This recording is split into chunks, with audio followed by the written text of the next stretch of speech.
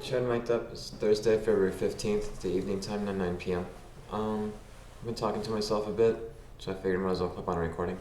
I don't have stream beats playing, I'm about to. I have stream beats playing by Seller. This is Bounce. I had that going on earlier this morning. Let's pick a track further down the line. There we go. Just what? 30 tracks? I'll try track number 16 right now. There we go. Yeah. So, I've been talking to myself, relationships. So I figured I might as well recap my day and what I got through and then talk about that, I guess. My day consisted of making a video this morning, and when it finished, it was about like a little over 3 gigs, I guess, for an hour's worth of video. Given my OBS, Open Broadcast Software settings, and what have you. I uploaded it, so it's there as a final, or it's there as a draft copy. YouTube is weird. When you sit to upload right now, a video, it lets you like list it publicly, set a timer for its launch, not list it unlisted. But it's not like, okay, save as draft. It's just if you close that window, close the tab, restart your computer, and it's already upset. So restart your device or what have you, and it's already uploaded. It saves it as a draft, but there's no like save as draft option. I guess it makes sense from their standpoint why they would do that. Anyway, from like an end user standpoint, no.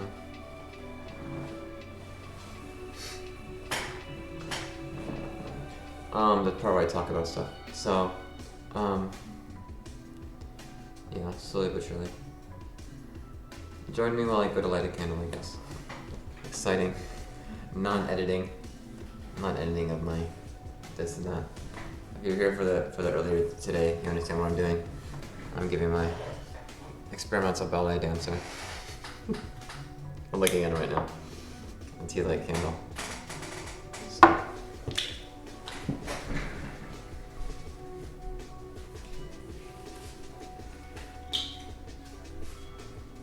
So you gotta tune in for that to make sense of that. Tune in for the earlier today hour-long episode. Which I know you will do. I know you're here right now too. Which logically is true. If you're here right now to hear this, then somebody's here right now to hear this. So therefore, by definition, like to hear it, a person has to be here. I'm assuming you're a sentient, aware self-being. So you're not just hearing and parsing the language like a dog or something, but you're just hearing the words. But you're parsing it like a human person. So perhaps a species of human person, species beyond human person. Just the length of absurdity that I'll go to. Enjoy me. Alright, there we go. Now I have a candle to look at. The only life I have in my apartment, other than myself, and maybe still water. Like a slow drain in a sink or a bathtub or something. Anyway. Hair seller. Doing things I can't apparently. Getting stuff done. So today I was hoping I would I wanted to get back into the flow. I just got out of the hospital. I should give myself some credit because my mind was not sleeping and making sense of things, and then that was taking over more and more. And I talked about that earlier today a little bit about schizoaffective disorder, schizoaffective disorder, and it's not schizophrenia. It's where I will attach a portion of a reason to a thing, and then a portion of a reason to that, and so on. So that gives a context that isn't true. It's not that I see things that can't be seen or hear things that can't be heard. But people will observe that and say, oh, he's hearing things I can't hear. Okay, then let me tell you what you're thinking real quick. But you're not going to be able to do that because I've already told you. You're not going to allow me to do that because I've already told you. I'm schizoaffective in most people's minds, I'm less. And I can argue, well, no, it's not that. It's like, yeah, you'll do things to me that you won't do to yourself or others. Yeah, you will.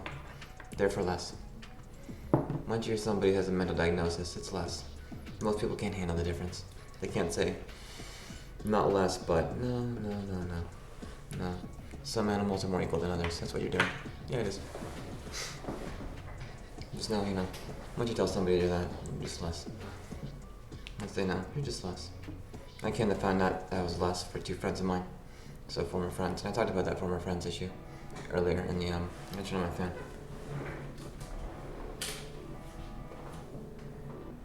Earlier in this day's episode. I'm trying to find my mouth. Like my fan's too loud. But I was talking about relationships to myself, and that was kind of, I'll talk to myself as if people are there, now that they're not there. That's one of the coping mechanisms I grew up with. I lost my father the year I turned 4. So,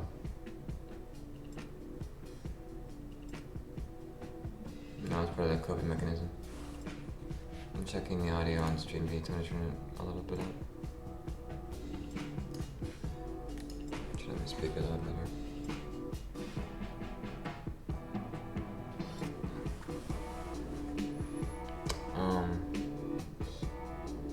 I don't know how to be on the camera and be talking about relationship stuff. I flowed into it a little bit earlier today, but I also talked for a full hour, and there was earlier today this morning. I did not, I need to give myself credit, that was the point. I just said that a while ago. I need to give myself credit. I was in the hospital for 2 weeks.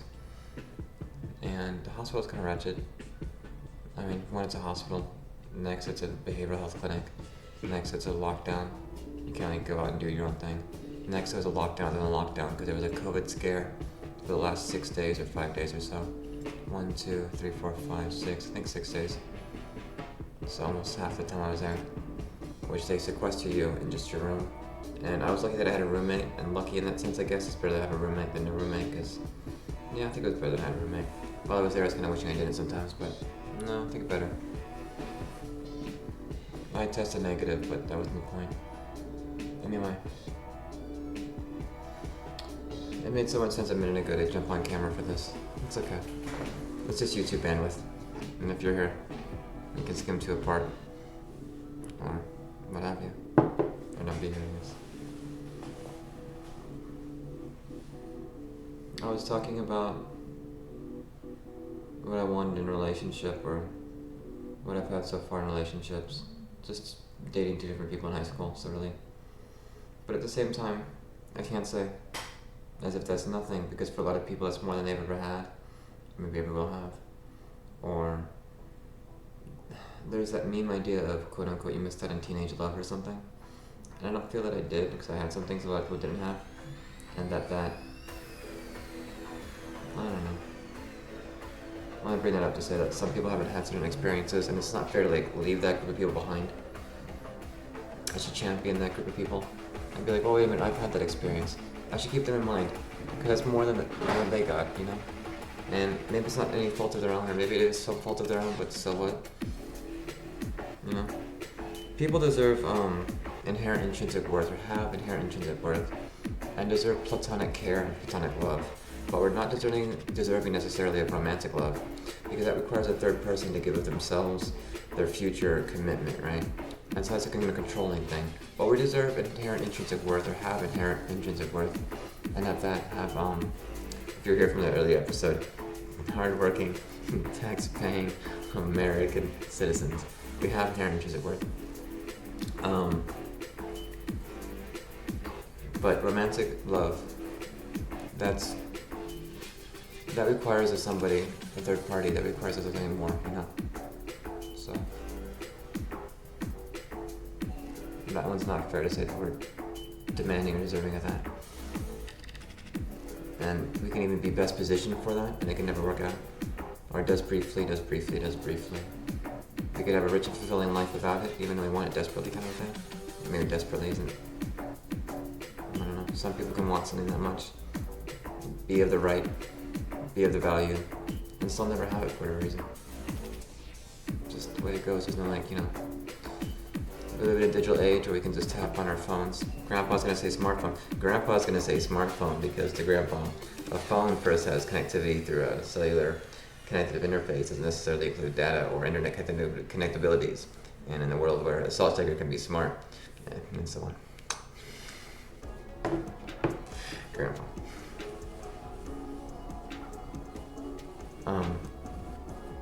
In a world where we can curate so much of our life by tapping on a screen or clicking a mouse button, whatever it is, interfacing with it. I guess now there's so many, every massive company, 5 different massive companies have a way to do this. And whatever this is, I didn't even try one on. I was in a home very briefly while I was homeless. They had, I was spending a night here and there. It's a story into itself.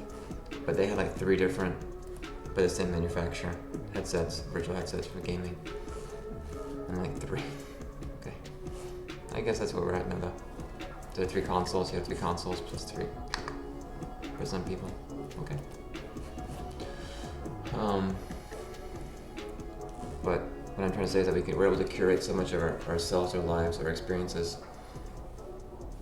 But life isn't really like that. It's not like a character sheet for the old school style role-playing type game where you have a character sheet and you have an actual sheet of paper and you're kind of building your character. Be it one archetype of character, gameplay, or another. You're kind of choosing those things for your character. You can choose those things for your ideals of what you want to be about. You can choose what you want in a partner. When it comes to relationships, you can choose sort of things to do with your mindset, kind of, sort of. It's fractional though, like you're making very small decisions constantly over and over and over again, and then you're tweaking small decisions over time to grow. Sometimes there's a big event that has to happen or happens that changes in a lot of ways. There's many smaller events, thousands of very small events, hundreds of medium-sized events and a few big ones here and there, he doesn't know. What I'm trying to say is that we can't curate our lives, we can just curate our digital experience. So we can tap on our phones and then become accustomed to that phone experience, that digital experience, me sitting in front of the webcam on top of a monitor that's on a stand with a table here. Can't see the table, of course. And the keyboard's here. There's a mouse over on this side on my right. And so on and so on. The speakers, 2.0 sound speakers and a console. An actual computer console right here. On the desk, things that you can't see. But that's not a world or life. We say digital life, but what we mean is we're interacting with those things that provide ourselves some kind of value or some kind of experience set. And we can't curate that when it comes to like, okay, now beep boop boop, your wife. I guess for some people, their mindset is that they do that kind of thing. I saw a brief video of a man who's in his world, I guess, married to a hologram. That was hard. Because I don't think he started the world where he thought hologram. But at some point hologram worked out for him, and if it works for him, I shouldn't say it is or isn't, but I just think, for me, I'd rather fight for the full being of the person. Because that's the one that's rich, and that's the real one. Even if it means suffering great loss, which it's going to mean suffering great loss. There's a sort of loss we can tolerate in our heads. I can tolerate complications during my wife's pregnancy, or pregnancy, however you want to phrase it. I cannot tolerate loss of life of either wife or children during that process. So listen up, who is in charge.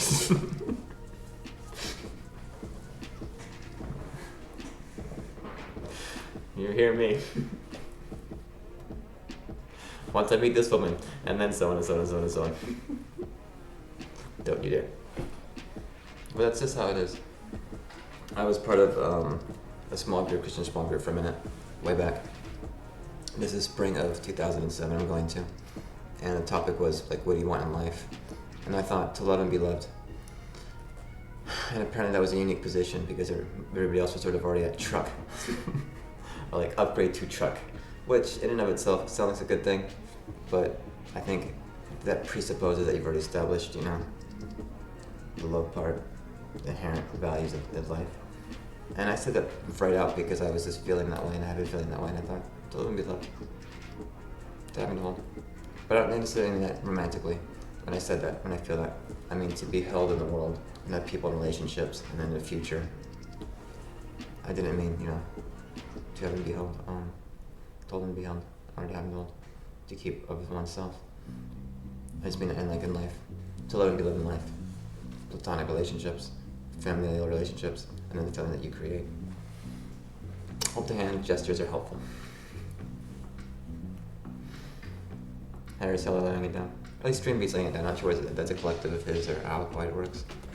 Probably should look it up so they keep talking about it, right? I can imagine it's just him in his side room of his studio that he has, that he's built. Just kind of him putting out work that he's already built up over time. I can imagine that's his collective works that he's built up by himself. I can imagine it's a group effort. This is Harris Heller, so. Could just be simplified it under his license or something. Pretty chill. Coming up in the 15-minute mark. Not that that's anything to do with anything. I was strong enough for the flicker and all that. There it goes. Candle But now I think more like to love and be loved freely, fully, and with impunity. Because I've been paying attention. And since I was the year I turned, or will turn 23, and I was 22 in that moment, I'll turn 23. I'm turning 40 in a number of months. But being that I'm 39 already. But in spring of 07, when my small group had that question posed, one remembers, our small group leader, whatever, Christian small group, and I was a Christian at the time. But when I was posing that question, or being posed that question, and in time since I've been paying attention, freely, fully, with impunity. So I don't know how people are now.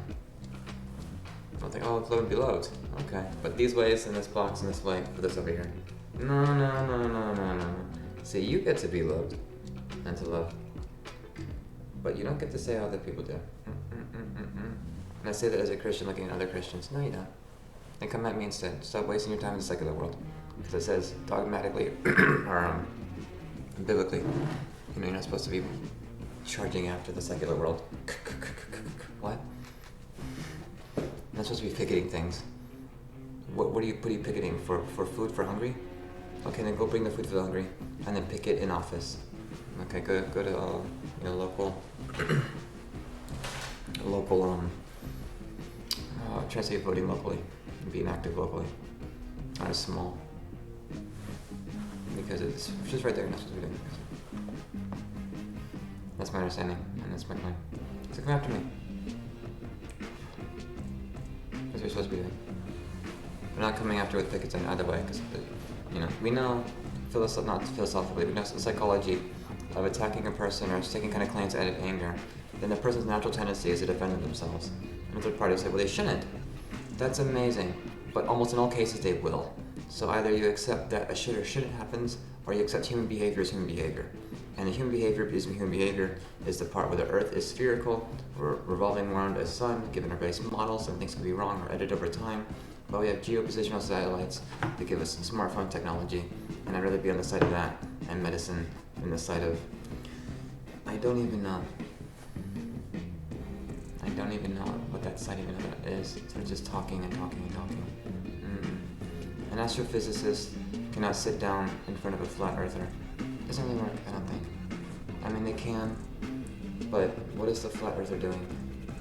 What is the astrophysicist doing? The astrophysicist is solving problems or looking at problems and sort of explaining and then looking and then trying to curve a piece of glass over better so that they can see further and further kind of a thing. I say, I reduce the idea of the advent of science to curving a piece of glass. Like Hubble telescope becomes the James Webb.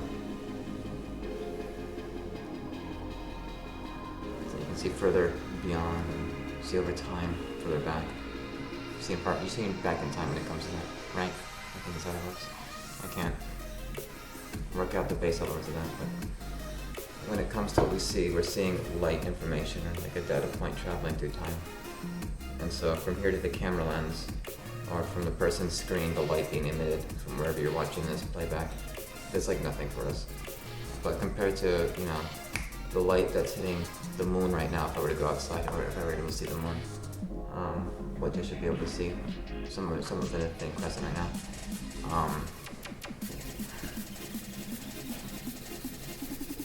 The light that it took for the sun to emit that light to hit the moon, and then me to see that on the sun, or on the moon. That takes over time, and the time might be relatively quickly, but then for a star, a sun, for the stars further away, that bit of information, that light image is taking time to get to me. And so I'm not probably doing the best way of explaining it right now, but my understanding is, we're looking back in time, really, is what we're doing. Looking at what things were at a point in time, the location relative to other celestial bodies, relative to our celestial body, as we stand on Earth and observe. This is Earth, the return Earth. I'm going to say this is us observing it. This is us. Never observing it. My understanding. That makes sense of it anyway. So I kind of reduce that to a curved piece of glass, being able to see it better back in time. We have an understanding of a world, and I kind of don't bother with things that I don't see that as helpful. I don't see the debates within at least Christendom attacking secular. Like, how is this helpful? It doesn't help anybody. I spend most of my time with a secular person. I get half of it now. And it'll be less and less over time unless I renounce my faith for whatever reason. And I feel like my faith is strong, but I don't feel like I've met a kind of person that's quite like me. I just thought I did. And some friends that I had, and I realized my friends watch me bleed out and die, and they will be indifferent to it. Yes, they will. They will. Yes, they did. They did. There's no denouncing. There's no undoing. There's no going back. And there's no pretending what happened didn't happen. You don't end up homeless for over a year and a half without 5 people, $5, or 5 minutes from a friend. What? People had couches. Some of them had entire second homes. Then it becomes a remark upon me. No. Because I can just charge the viewer right now with, what have you done in the last 30 days that benefited a third party that doesn't count as a friend unless you made them your friend because they needed a friend, not because something you needed or wanted. Most of our relationships are sort of carbon copies of ourselves, more or less. They come from work, school, and they come from things that benefit us, that are most like us. But that doesn't mean that people in need. You just step outside of that group to find people in need, because we'll find in our friends our benefits, not theirs. So if we really want to, so quote, to be a good person or do the right thing, these kinds of things, then it requires us stepping outside of that social group and etc. I'm not saying I'm not perfect at that or do that well. I'm just saying that's my belief system. And I think that basis is found in Christianity, or at least it can be found there. I think we can be found alive and well in there. And in biblical work. And in some body of the faith anyway. Even if it's rare. All that is to say, the question was posed, what do you want? And that kind of opened up a small group at the start of it. And I thought, to love and be loved. And then over time, freely, fully, with impunity. But I don't mean the romantic sense. I mean in also the romantic sense. Also the romantic sense. But like in the general, to have friends, have relatives, or people that serve a kind of role as relative. As in, they care so much, they love you. And then romantic love, or just, spousal theory. It's like cued into earlier today.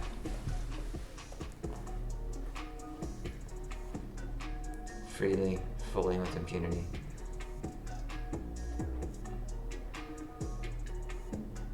I don't get the kind of Christian that will pick it, but then that won't feed.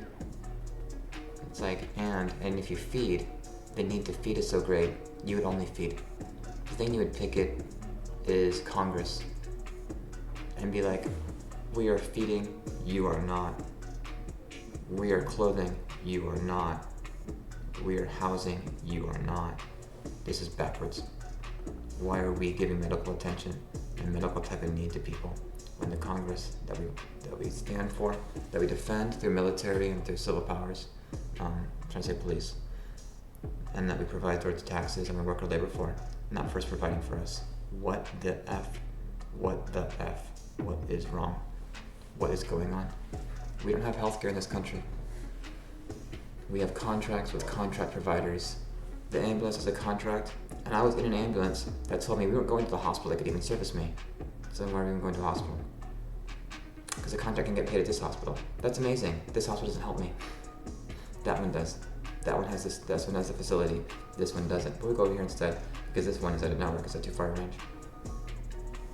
And when the EMT paramedic lady, not sure, told me that, I could assess. Now she has to cope with the reality of what that means too, and she's already kind of done it, so just move forward, I guess. I heard what she said, and that's when, well, I don't want to jump into that. What I wanted to talk about, it's been 25 minutes, is a relationship, the romantic type, and it's easier to do all this kind of stuff and talk about that, apparently, even though I was lying in bed for like over an hour, or about an hour, maybe half an hour at least, an hour. I do this thing where I hold my own hand. I do this thing in spousal theory. I'm on chapter 9 now, I mentioned earlier. I don't have the chapters laid out, it's just when a significant enough event happens that it changes this archetype or structure of it all, or at least that's a new chapter. but I can't quite go back and like, I kind of wish I could. I kind of wish I made little notes. Note those key pivotal moments where I have the first few and have an idea of the rest. I could probably get an idea of just how each of them. Well, one of them is just how alone and how this is only going to become because of my own internal effort. That's sort of like the summation of the first reset. I thought I was at chapter 1, and then I realized no, I'm at chapter 0. Now I'm at 1. And then 2 happened, and then 3 fell into place, and then 4. When a significant enough event happens, I realize I'm still working towards my goal of being married, spouse, home, and that will continue to blossom into what its value is and so on.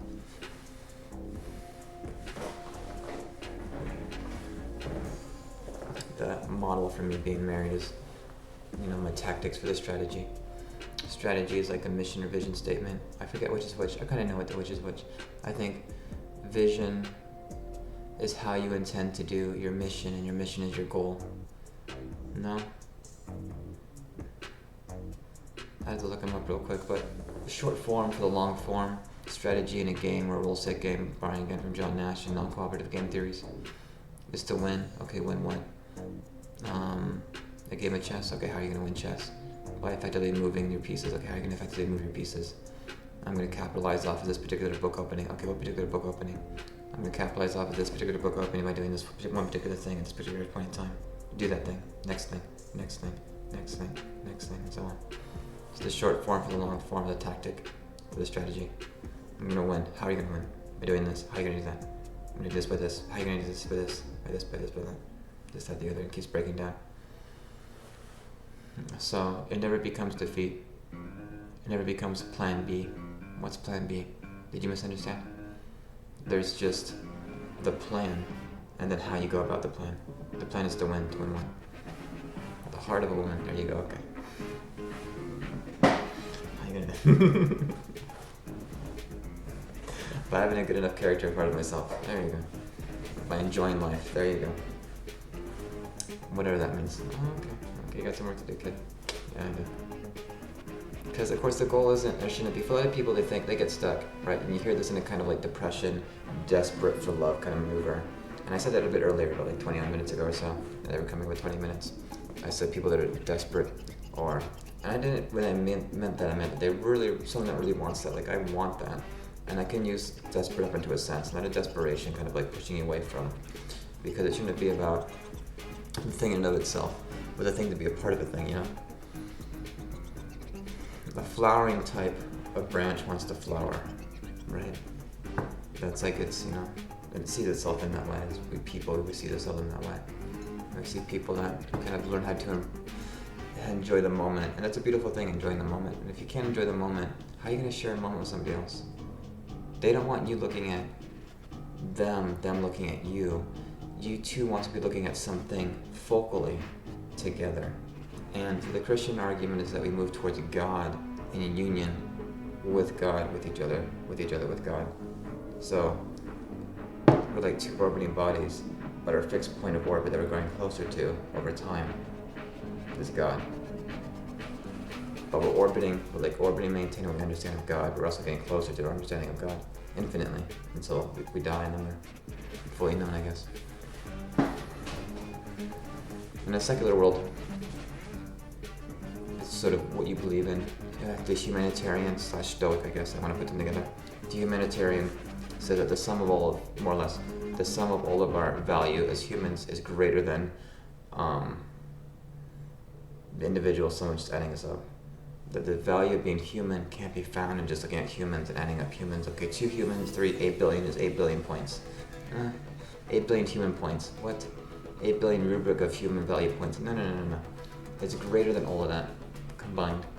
So the humanitarian said there's a kind of effort in human, and the stoic looks at how to approach life, in my understanding, how to approach life and what is best, and that we shouldn't take a sort of moment's loss to upset our overall future goals and our future moving forward. We shouldn't take an individual sort of slight and call it a slight to the effect that we alter our own plans.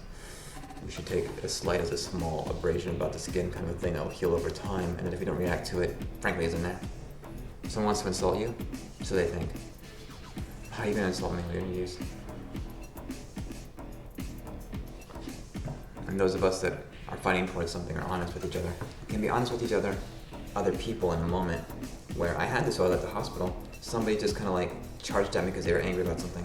Just in conversation, and I realized, well, it's either a bluff or it's real. Are you gonna do this? And he's like, well, no, please don't do that. I'm like, oh, okay, we're okay. I'm like, okay. Kind of, it was a raw moment for somebody that was kind of going through theirs. And I understood they were going through theirs, but I wasn't gonna back down from something either. And this is in a moment of conversation. It was goofy in that I knew it wasn't real of them to be doing this. They just sort of felt stuck in a moment, but we're in a mental health hospital. So there's only so many things that can be true, given the lockdown nature of the facility. We're not gonna like break out and then like have a fight or something, you know? They're gonna call a code and there'll be like huge people all around us, bunches of them everywhere. And some of them will have tasers, you know? So, only so many things are gonna be true. Anyway.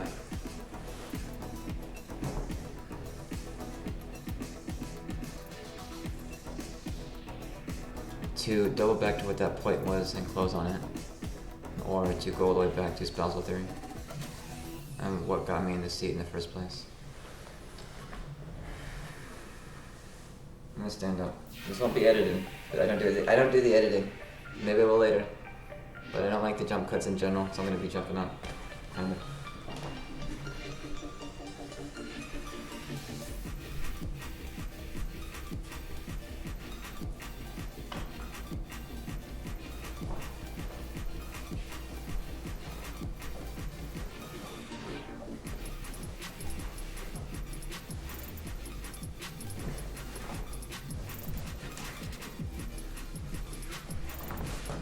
I got this jacket from a kind woman at the hospital, and as far as I'm concerned, it's hers, and I'm still taking care of it.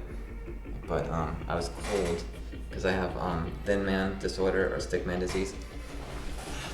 In which case we get cold very easily because we don't have the muscle mass material and the insulating body material. So let's keep us warm. But I typically have warm hands, so keep that in mind in case you're watching this future wife person, potential spouse person. Okay, this is how you feeling. Yeah, very warm. Plus I can always.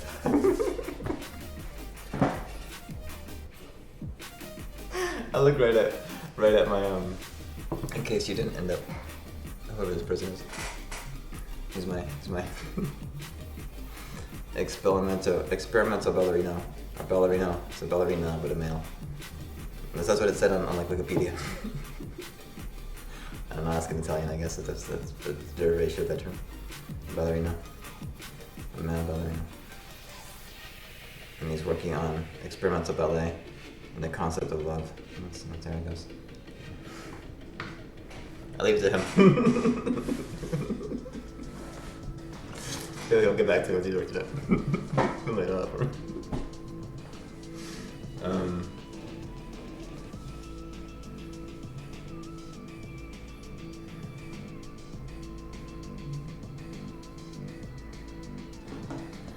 I don't know how to jump into this.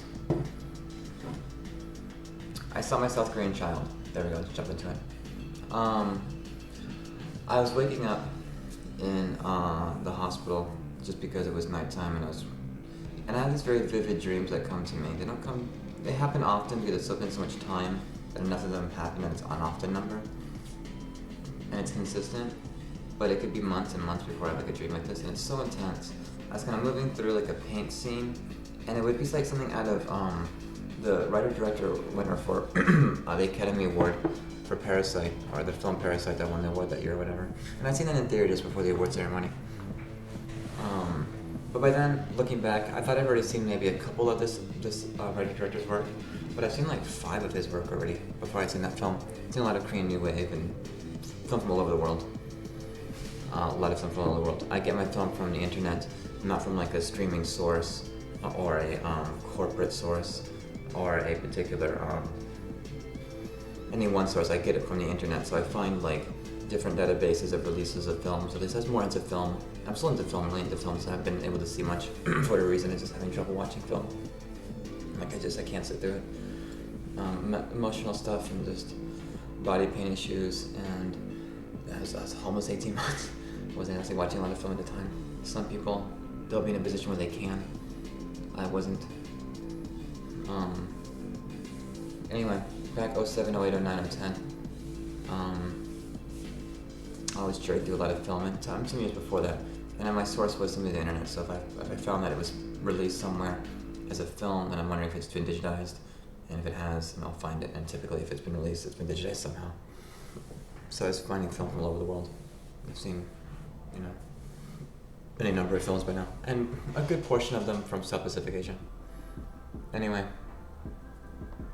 and I was going through this scene, and it was so vivid and real, and then I wake up and I'm like, wait, and spinning it back around, it's like I was walking through very idyllic, or of the ideal, or idyllic, like a bovine, IDY, of the ideal, very clearly South Korean. And I say that because Nahyun, a friend of mine, and Kwang Young, Teo, and I always forget the third gentleman's name. But anyway, the four of them I met in 2010, and they were the DMV, and I was just there, and I realized, okay, they're speaking Korean, I'll say hi. Just because maybe I could tell they went to GCC or something, because that's something that they were doing. They're right in front of me, there's a group of four of them putting their stuff out, and I just sort of like, hi, hello, and they recognized that I'm a native English speaker, and they were like, oh, how much do you pay for tutoring? And I'm like, huh? No, let's just hang out. So they did. So we did. They invited me over and do like Kwang Young and like Hyun together a couple, and I still don't know if I'm saying her name right because they need to like yell at me. Nahyun, not Nahyun. Nahyun, not Nahyun. I have to hear her doing it to get it right. Anyway, and it's been years. But anyway, she's been pinging on a social networking app, a Web 2.0 model that should not be named because why? And that her story, or her 24-hour period, view this for only 24 hours because you only want to be able to see your friends for 24 hours, otherwise you miss out, and you want fear of missing out with your friends, right? No, you don't. I want to be able to scroll back their stuff, like, come on. I don't want to fear missing out. I don't want like a game show, element to my friends. What? If they say something happened, I want to be able to know, and I want to be able to, like, what did I miss? I mean, I get it, but it's like a cool feature of social app, and every social app propagates the idea in their own way. Everybody has a story, or fleets, or the 24-hour thing, or whatever they want to call it. Twitter's effort was fleeting, apparently. Twitter being called Twitter in and of itself was fleeting, apparently. Ridiculous stuff. Anyway, and then she pinged back because it was over Christmas, or over winter break, over winter, that they were in town, and that she doesn't actually check messages much, just kind of like post it off. Doesn't actually check the messages involved or what have you. But for whatever reason. They were, for whatever reason. And it felt like, this could be a home, this could be my home, and it's made it real. But it was in this stylistic element that, I don't know how to say the man's name. Bong Joon-ho, Jun Boon-ho, or someone to this effect. And by the time I watched Parasite and looking back, I'd already seen like 3, 4, 5 of his works. I think Nowhere to Hide, Nowhere to Run was the first one, but if I looked it up right now, I'm pretty sure it's the one where I learned how to curse in South Korean. And then I say to Kwang Young for a moment, I'm like, wait a minute, these two words, and he jumps all of a sudden, don't say that. And I'm like, oh, okay. And I say the other word, he's like, don't say that. And I say, oh, okay. So it's right, I had them right. Just because from watching the films, if you're watching foreign films and you have the subtitling, you're gonna notice when they scream a certain curse word at you, there's the word at the bottom in English, right? Or whatever your translation's gonna be in the subtitles, right? And so I remember hearing that, and I remember hearing that in a few other films, and I used it. He's like, oh, okay. And it means like, So yeah. Anyway, I'm pretty sure that's I'll look him up right now.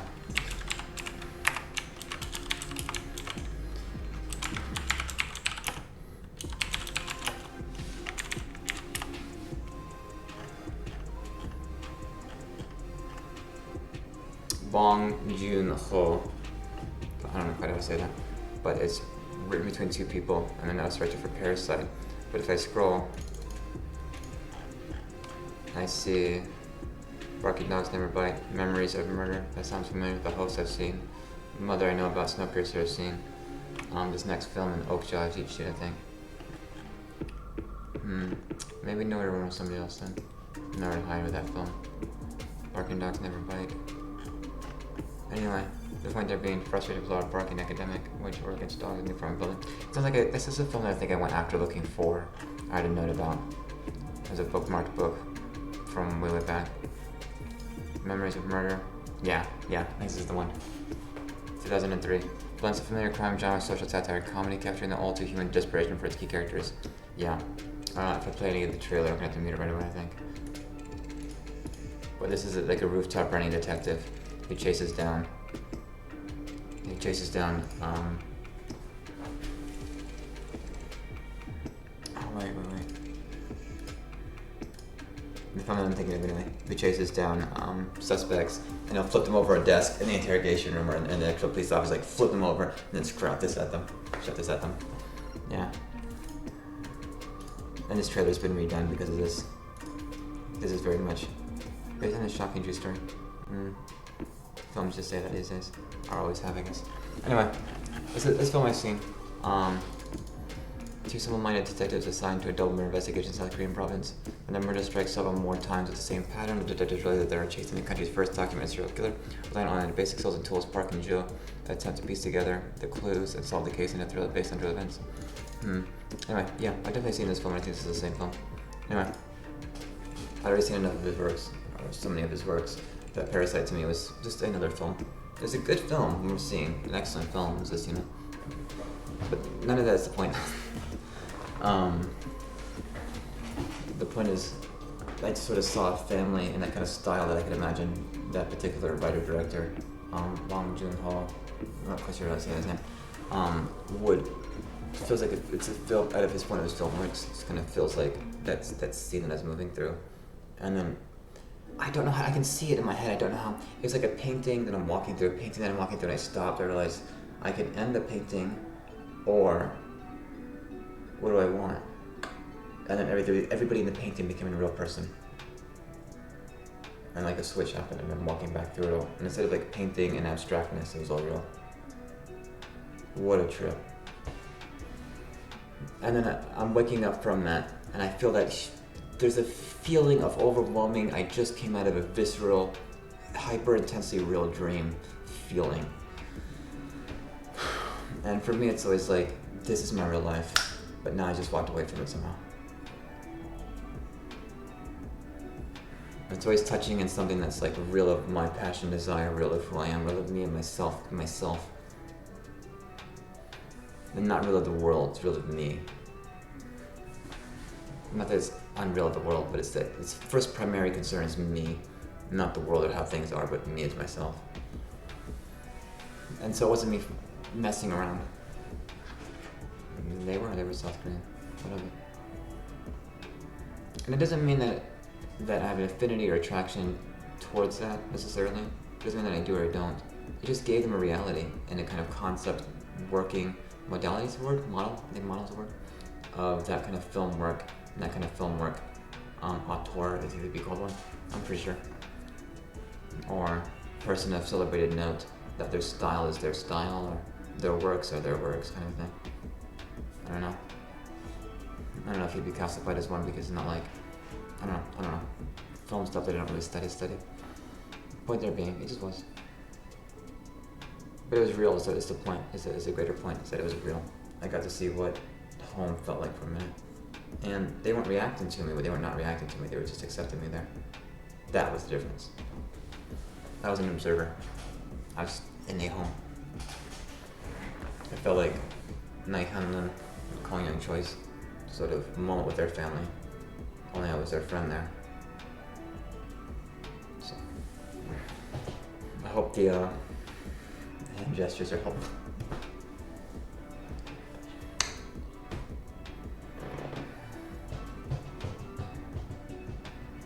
I was hurt when I didn't get an update from her that they were in town, that we could see each other for a minute, because they have a little one now.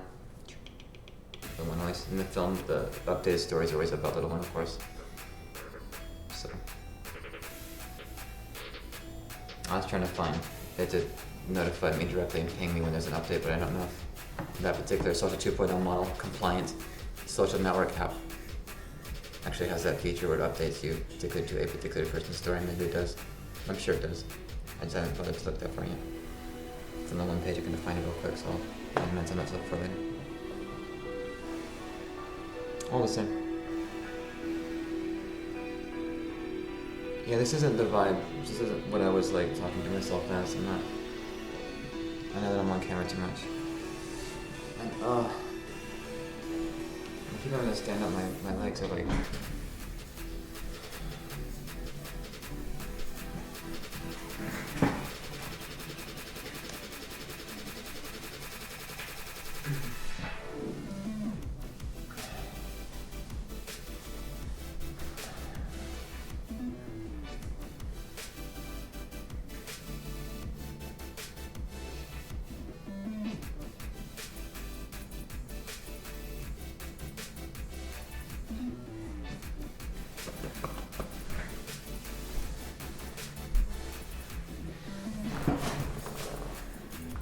I'm gonna change to my other pair of runners, so I'm gonna walk back.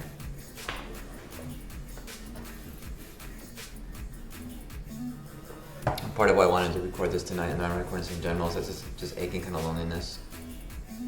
Especially having to take out 2 friends in my life. Well, they were my friends. They took themselves out. They took themselves out of the frame.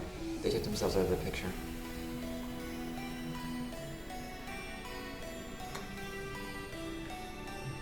I can't have my experimental ballerino, or my ballerino who does experimental ballet, working on the concept of love, and then my friends just destroying it, throwing it in my face, not taking it as anything that matters, not taking it like I'm equal to them.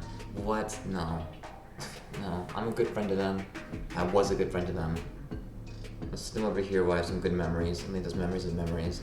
I'm not trying to pretend there's any new ones on the horizon. No. Maintain my self-respect.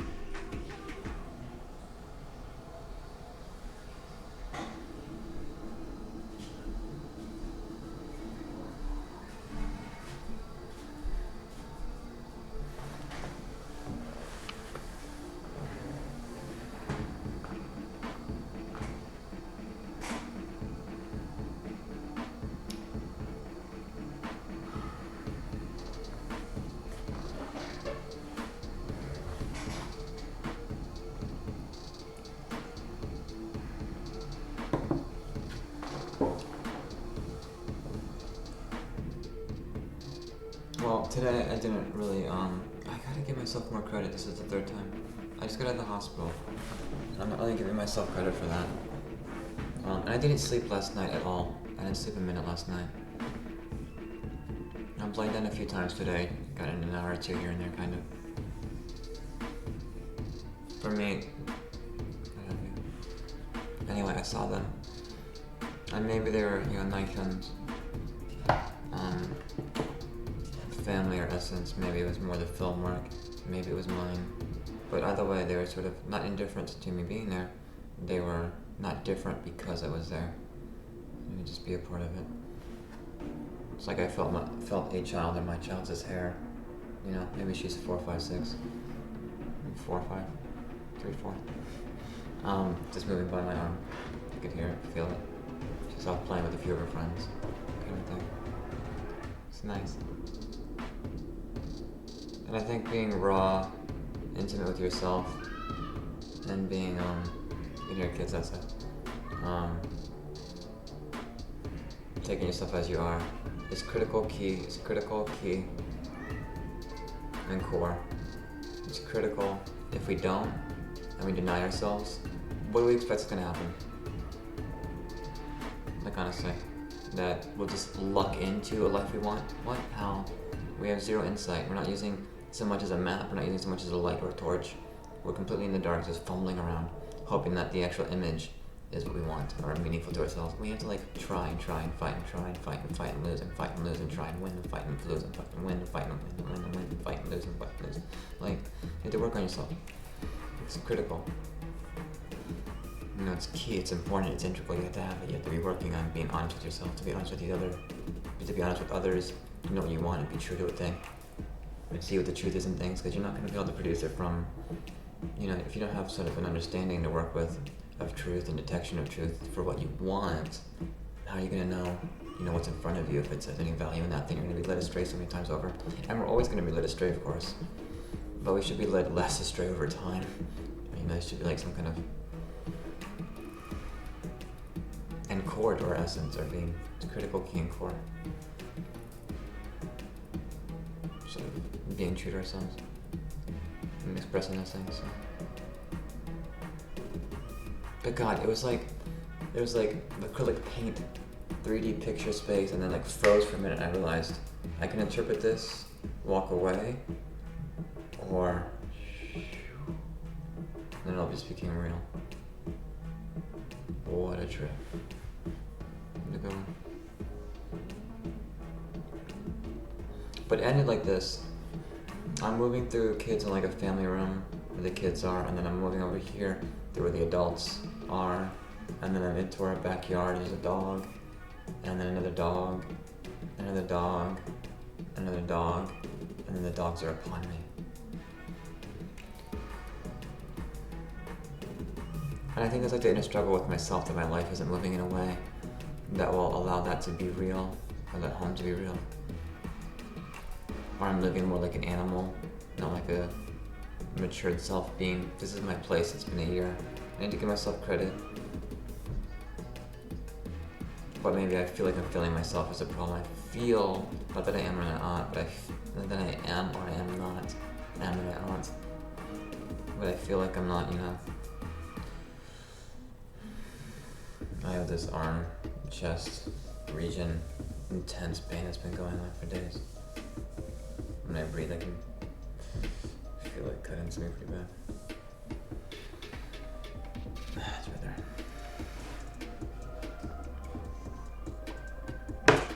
So, again, it's not their particular region or nationality or family or South Korean or any of that. Maybe it's just because it felt like a new wave film work from that time period of 7, 8, 9, 10, 11, 12. But at least I was watching it in that time period, 12, 13, 14, 15. I was watching these films from about 3, 4, 5, 6, 7 of that one particular director, writer, but also all over the world, also Korean, South Korean New Wave, Spanish New Wave, And I was watching psychological thrillers. Ones that really draw you in, and they're realistic and gritty like that. The film Memories of Murder. Where's Nowhere to Run? Is that another interpretation of the same title of the film? Someday we'll find it, the website connection for error. For IMDb's host page. No, there we go. Let me see if this is the same.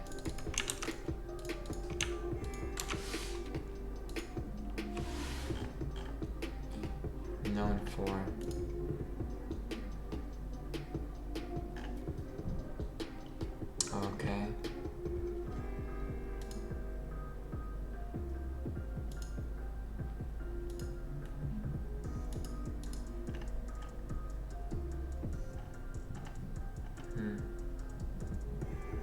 know where to run is.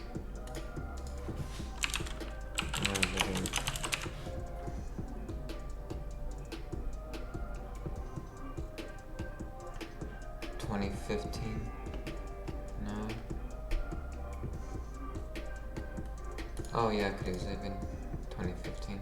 Strange events were happening in a haunted village. Oh. No.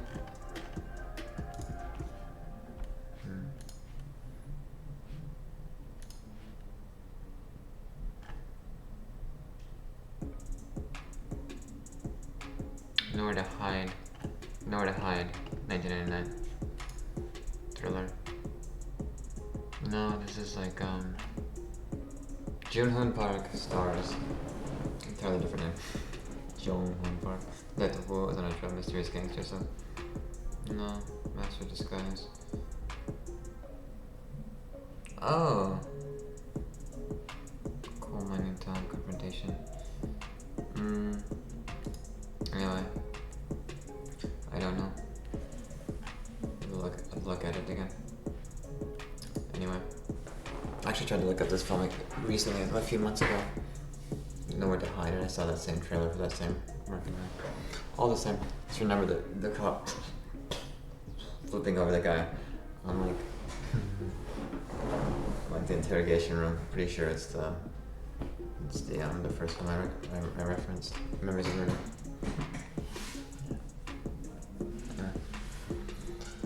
Fun film. Psychological thrillers that draw you in. I'm more into slow burning character dramas these days, so I think I just wanted something that was sensory. I wanted something that was sensory overwhelming me.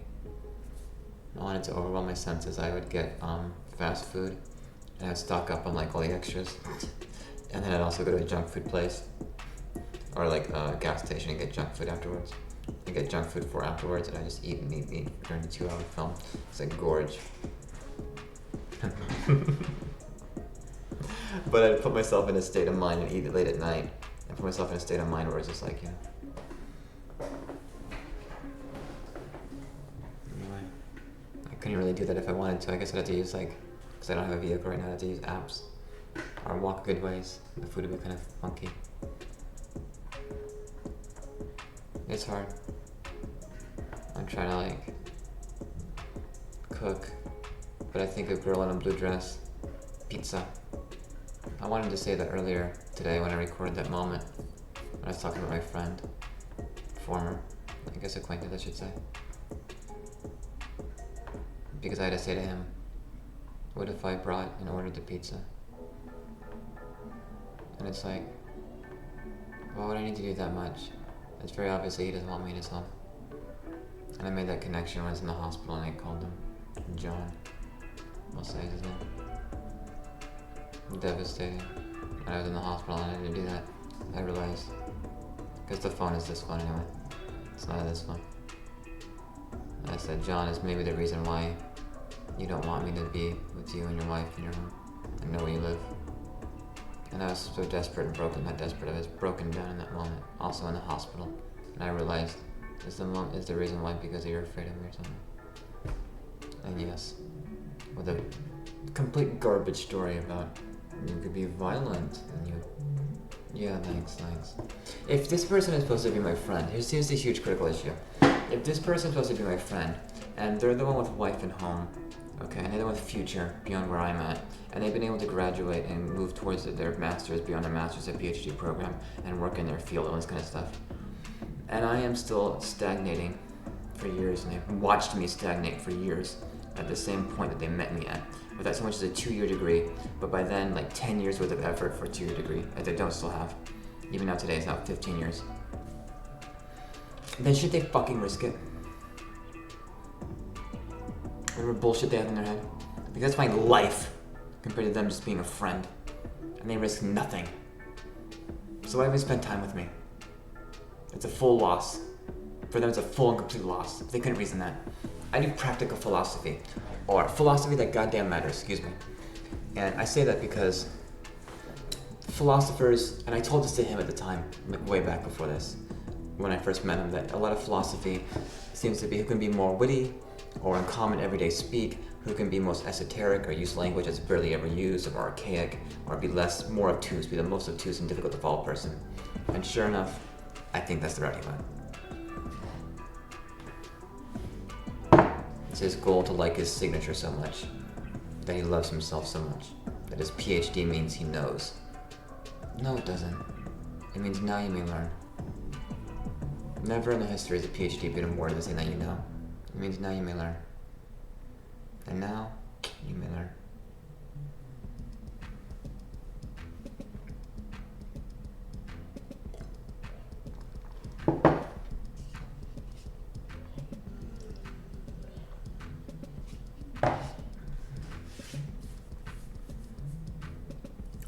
I guess he chose to know. Why doesn't know me as a friend anymore? So, goodbye. I want to keep him in better memories, but right now it just hurts so much. I just want to lash out. How dare you? I don't get it. I gave you the best of my everything. Any moment I had of you. What I could. I never put this person down to his face. I never dropped him. I never hurt him. Never touched him. Wanted to see any harm in them. But they couldn't risk me being a friend. Then how am I supposed to risk anything and have a life at all whatsoever? Dealing with everything that I deal with, and they couldn't risk me knowing where they live and being a friend in that regard.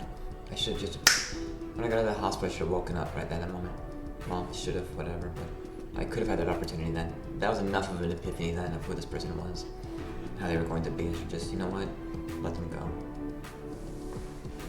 Because how much do I have in front of me as the person with this thing, schizoaffective disorder, that my friend risks that they're going to lose their wife or they're going to have some tragic event happen just because they know where they live. And they'd watched me for years struggle, which is trying to get a 2-year degree. I tested into high school when I was in 4th grade. Tested into high school when I was 4th grade. Just shy in reading, I think.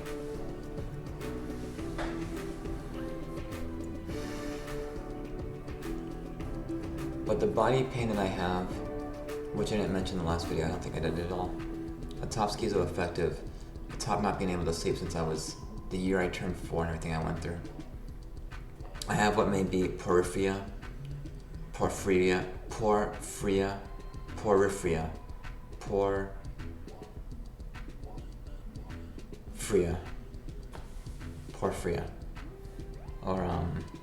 the vampire, but please don't call us vampire disorder, sorry. Where our bodies burn intensely, we get sick, it's intense burning skin, burning acid sores. I call them acid sores, they're intense. Maybe I have that, we're still trying to figure out testing for it.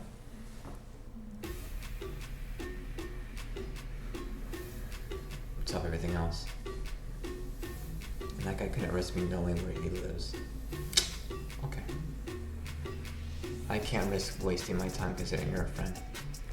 It's not wasting my time, it's wasting my self-respect and value as a human person with inherent intrinsic worth, just as much as you, anybody else. No more, no less. Some animals are not more equal than others. In the world of George Orwell, the animals perhaps are. They assert as much. But humans can try as they may, but they never will be. Equal, that's it. Equal, that's it. Whole world, same one. Said that when I was a kid. I liked it when I found it then. I tend to want to agree with me. The joke being, of course, that we all, Grandpa feels the need to explain jokes sometimes. The joke being, of course, that we all agree with the way we think. Even if, we don't like certain things about ourselves, we think a kind of way, and therefore, by definition, you agree with how we think. This is how I think. Oh, you agree with it. You can't say you don't agree with it. You can say that you wish things were better. You kind of have trouble with feelings to yourself. You're imperfect, and therefore, yeah, of course. But you can't say you disagree with yourself. You say differing minds about something. Or you waver. You waffle. Vacillate. I think is a word. Can't say. Well, I didn't talk much about wifey theory or me, how I was, but I did bother to say I hold my hand. And I put my hand out to one side, and I asked my wife to take a hand. And I just kind of feel, and sort of like this. And I talk to her. Tell her I'm fighting for her. And I'm sorry it's taken so long to find her. And hope she's kicking away of herself. And keeping well and fighting for me too. And I say I'll see you on the other side, and I turn sides. In bed. And I just imagine holding the rest of her. I think it's important being vulnerable and talking about that. Probably wouldn't be easy if I was younger. Talking about that, so I can understand like someone in their teens or 20s hearing me say those kind of things. It's like, I want to tell that. Like, yeah, that grandpa introduces himself sometimes as grandpa for a reason. I understand. But I'm in my 39th year of life, no, 40th year of life, having turned 39. I'll be turning 40, assuming I live long enough. A few more months here. Over the summer, so. Gotta go full out in squad, they would say. I did squad for a summer, got to hang out with them. Summer 2001. I remember that term, go full out. Yeah. Aviation terms, balls to the wall, you push full throttle, full mixture, full lean, full jet fuel. Afterburner kind of a thing. Do it, use everything. Why'd you use part? Makes no sense.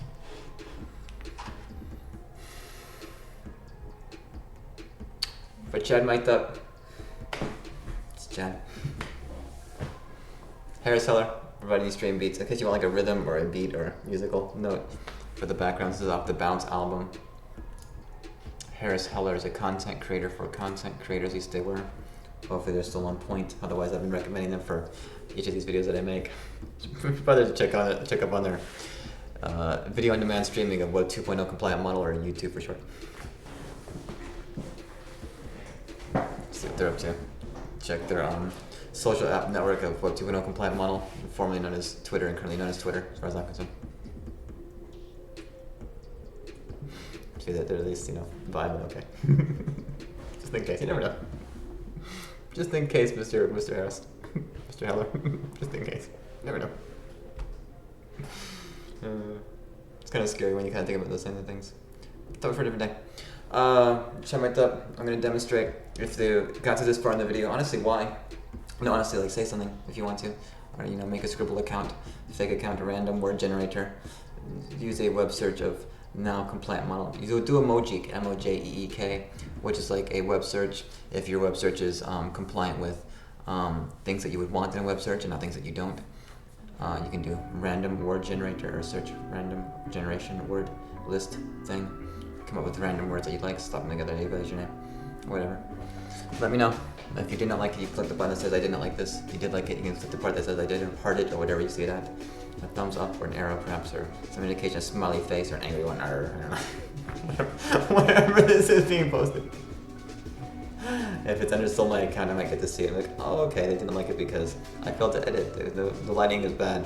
I talked for over an hour and they're not sure why, but they listened for long enough. And I feel like that's on you.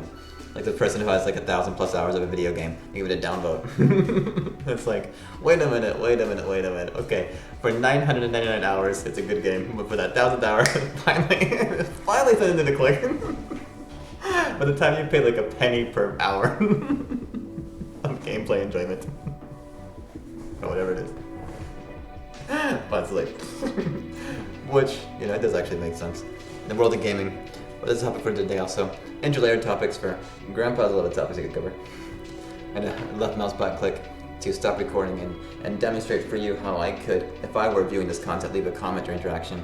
By doing so, myself, to leave Bounce, Harris Heller, Stream Beats, myself, CHADMicDUP with a left mouse click. I gotta figure this one out. This is the site I want to use and to cross over arms. Bye.